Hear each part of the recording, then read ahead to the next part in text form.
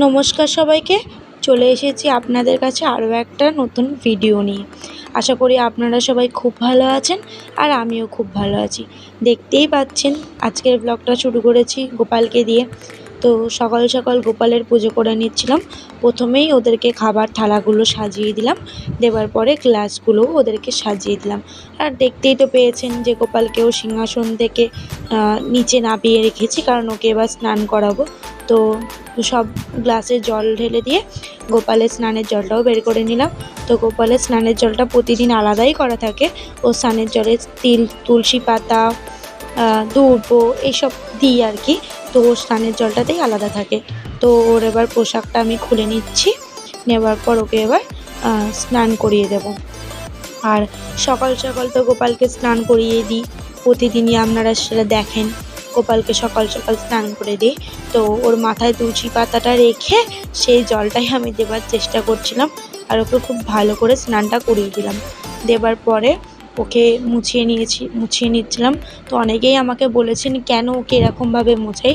তো কাল থেকে আর মোছাবো না। আজ পেনের দোকানে গিয়ে ওর জন্য একটা গামছা নিয়ে এসেছি। তো কাল থেকে ওই গামছাটা দিয়েই ওকে মোছাবো, আর জামা দিয়ে মোছাবো না।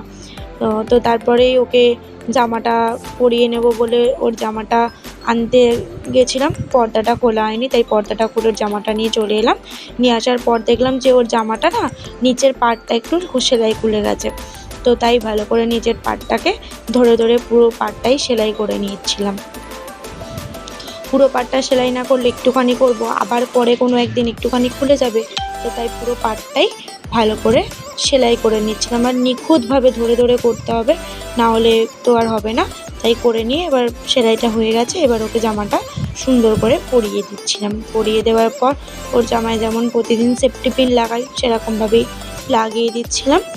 দেবার পরে জামাটা ঠিক করে দিলাম। দেওয়ার পর এবার ওর গলায় বৈজয়ন্তী মালা আর ওর চুল মুকুট পরিয়ে দিলাম। তারপর আবার মুকুটটা খুলে পড়ে গিয়েছিল, আবার মুকুটটা লাগিয়ে ওকে সিংহাসনে বসিয়ে দিলাম।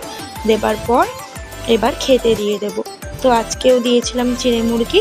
চিঁড়ে মুরগিটাই অবশ্য রোজ দিই। তো চিঁড়ে মুরগি দিয়ে দিলাম। দেবার পরে মহাদেবকে আজকে প্রথমে জল দেওয়া হয়নি, তো তাই মহাদেবের মাথায় ভালো করে জল ঢেলে মহাদেবকে ঠান্ডা করে নিলাম। নেবার পর ওদের খাবারে মানে গোপালের খাবারের জলে তো তুলসী পাতা দিতেই হয়, সেটা আপনারা জানেনই। তো তাই সবার খাবারেই জল তুলসী পাতা দিয়ে দিলাম। দেবার পরে প্রদীপ ধূপদানি ভালো করে সাজিয়ে নিলাম। নেবার পর ওই যেটুকুনি জল ছিল সেই জলটা দিয়েই গোপালের জামাটা ধুয়ে নিলাম। আর গোপালের স্নানের জলটাও গামলির মধ্যে ঢেলে দিলাম, যাতে কেউ মারিয়ে দেয়। একটু তো জল ওখানে পড়ে। তো তারপর রান্নাঘরে চলে এসেছিলাম, দেখলাম মা আজকে রান্না করছে। কারণ আজকে আমার ননদ আসবে, মানে দিদিভাই।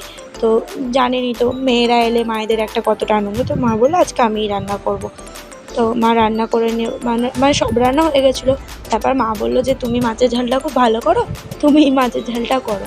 তো তাই আমি মাছের ঝাল করছিলাম। আগের দিন তোমাদের দাদাভাই ইলিশ মাছ নিয়েছিলো, তার ওই 2-1 পিস ছিল, সেগুলোকেও ভেজে নিলাম কড়া করে। ভেজে নেবার পর এবার কড়াতে দিয়ে দিয়েছিলাম পেঁয়াজটা একটু নুন দিয়ে ভালো করে ভেজে নিয়েছিলাম। নেওয়ার পর লঙ্কা গুঁড়ো, জিরে গুঁড়ো, ধনে গুঁড়ো, তারপর মৌরি গুঁড়ো, সব রকম মশলা দিয়ে দিলাম। দিয়ে মাছের ঝালটা হয়ে যাবার পর এবার গ্যাসটা মুছে নিয়েছিলাম। আপনাদেরকে তো বলেইছিলাম আগের দিন যে আমি প্রতিদিনই সার্ফের জল দিয়ে গ্যাস মুছি। আর ওই টাইলসগুলো যদি না সার্ফের জল দিয়ে মোছা হয় তো বড্ড তেল চ্যাপচ্যাপ করে, আর হলুদের যে দাগ পড়ে না, বড্ড দাগগুলো পড়ে যায়।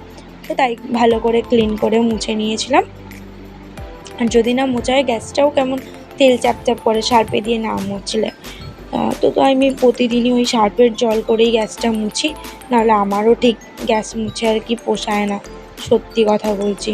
তো তারপর গ্যাসটা মুছে হয়ে যাওয়ার পর আর কোনো রকমভাবে সেরকম কোনো ক্লিপ নেওয়া হয়নি, কারণ আজকে অনেক কাপড় জামা পড়েছিল, সেগুলোই কাজ চলে গেছিলাম, কোনো ক্লিপ নেওয়া হয়নি। তারপর যাচ্ছিলাম জগদীশপুর।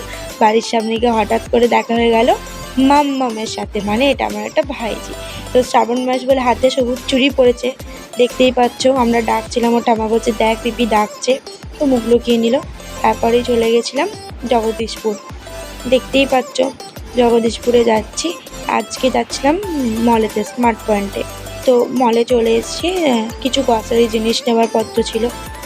তো আমরা এই টাটা প্রিমিয়াম চাটা খাই। তো এই টাটা প্রিমিয়াম চাটাই দেখছিলাম কত গ্রামের আছে, কত টাকা দাম। ওটা ওই 93 টাকার মতো দাম, 95 টাকা লেখা ছিল, 93 টাকা নিয়েছিল, সেটা আমি নিলাম। তারপর তোমাদের দাদাই ভাই ডাকলো যে একবার এই দিক দিয়ে এসে একটা জিনিস নেবো। তো উনি কী নেবেন, উনি স্প্রাইট নেবেন। ওনার তো মলে ঢুকলে স্প্রাইট নিতেই হবে, ধরা বাঁধা। আমি জিজ্ঞেস করছিল এই ছোটোটা নেবো না বড়োটা নেবো, বড়োটা নাও। তো তারপর চলে গেছিলাম একটা ইন্টারেস্টিং জায়গায়।